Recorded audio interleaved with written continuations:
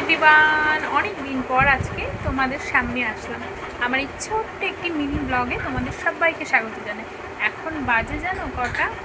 এখন বাজে 2:15। আমার সব কাজ বাজ হয়ে গেছে, স্নান হয়ে গেছে। আমি একবার সকালবেলা স্নান করেছি আজকে, যেহেতু বৃহস্পতিবার, পুজোটা দেওয়ার জন্য।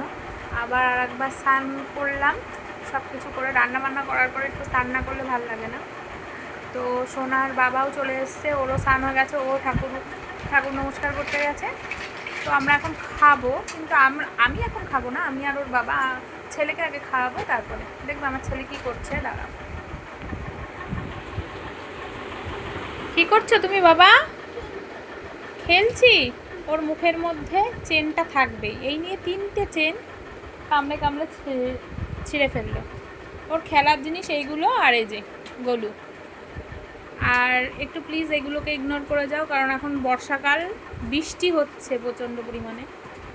তো আমি এগুলো এখান দিয়ে, যেহেতু পাখা চলছে ঘরে, ওর জন্য নেড়ে দিয়েছি, শুকিয়ে যায় তাহলে।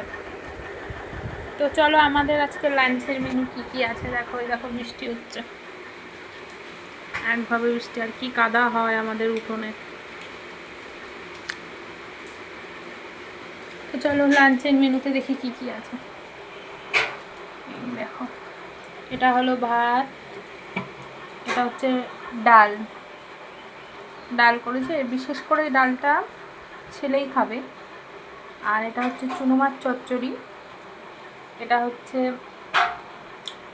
চাল কুমড়ো ঘন্ট মুগ ডাল দিয়ে, আর এটা হচ্ছে ছেলের ডিম কুমড়ো ভাজা আছে, আলু ভাজা আছে, আর এখানে আমাদের হাড় ছাড়া মাংস। এই হচ্ছে আজকে আমাদের লাঞ্চের মেনু। তোমরা কে কী খেলে গো অবশ্যই জানিও। আর আমার এই ছোট্ট মিনি ব্লগটা যদি তোমাদের ভালো লেগে থাকে, তাহলে প্লিজ চ্যানেলটিকে সাবস্ক্রাইব করে আমার পাশে থাকার চেষ্টা করো। তো চলো আমরা খেয়ে নিই, বাই।